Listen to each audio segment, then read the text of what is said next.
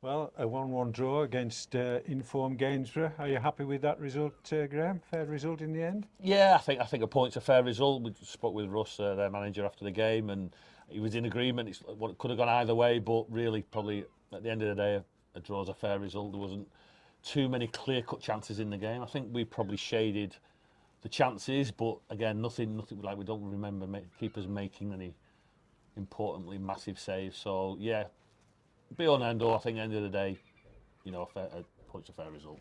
And we took the lead with a cheeky free kick, I would describe it as.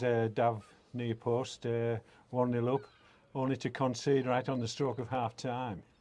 Yeah, obviously Dav's quality usually on free kicks can be a bit erratic, but the first one today was excellent. He's just experienced players can do that sort of thing and execute them really well. And he set it up so well and let everybody get settled, and then he just moves the ball a yard. And actually, he was telling us at half time the referee told him to move the ball, so he's moved it again, and then they're not set up properly, and he's put it in a great little finish. So it was a good finish from him. And yeah, disappointing to concede. Right sort of injury time of first half. It was on our part as a defensive unit, it wasn't great defending, and to go in at 1-0 would have been great, but 1-1, it's just a little bit disappointing.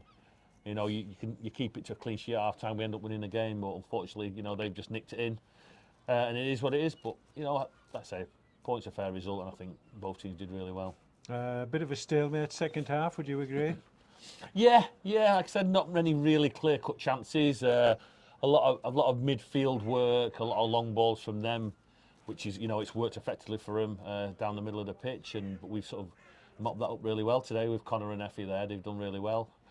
It's probably fairly evenly matched. I think both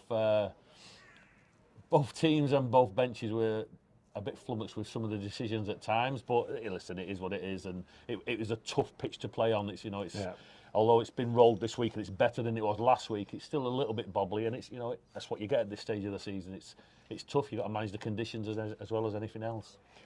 Jake Allen, I think, got the sponsors man of the match, but one or two challenges to push him all the way. I thought Effie and the skipper and one or two others doing well this afternoon. And you know what? It's great to hear. I think you've said that a few times in a few games we've played. You'd rather be talking about possibly 5 or 6 going for man of the match than the one who stands out or none. But yeah, Jake, he's done excellent.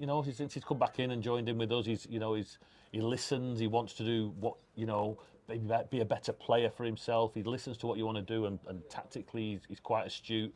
And he's very combative, as you can see. He challenges and wins tackles and headers. He does really well. So, yeah, great for him to win it. As you say, there was probably a few others who were very, very close to it. I don't think anything's been decided other than I think Blythe have been relegated today. All the bottom 4 have lost. But that point takes us a bit nearer safety. We're not mathematically certain yet, but almost there, would you say? Yeah, we're not a million miles away, and we've got quite a few games left to get the points we need to stay safe. But obviously, nothing's certain in football, so we don't rest on our laurels and just take it easy from now on. We've got another 7 games to prepare for, and we will give it everything we've got, because we've got a challenge for ourselves to get as many points as possible between now and the end of the season. And listen, the lads will work hard in training week in, week out, and we'll put the best team we can to win the games. That's all we can ask of them. And your opposite number today, Russ Wilcox, done an excellent job with Gainsborough. An old teammate of yours, I believe. Yeah, we played together for a short period at Preston, so I've known Russ a very long time, probably over 30 years now. And yeah, he's had a great season. Fantastic cup runs they've had. They've done ever so well, and he's earned the club a lot of money in these cup runs, which is great and fantastic. And he's pulled them out of the mire at the start. They were really struggling.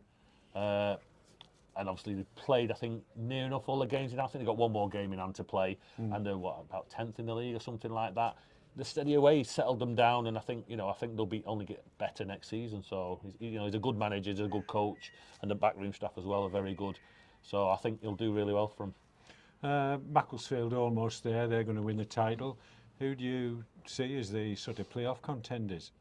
Do you think it's 4 or 5, or do you think it could stretch down to Gainsborough?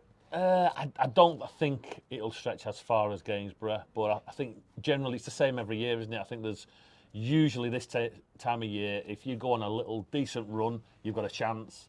If you sort of drop points and other teams are winning, it can change so quickly. But yeah, probably I would say 5 or 6 teams. I think I've got a realistic chance. You know, you never know. You never know what happens. You know, if someone goes on a 4-game unbeaten run, it could all change.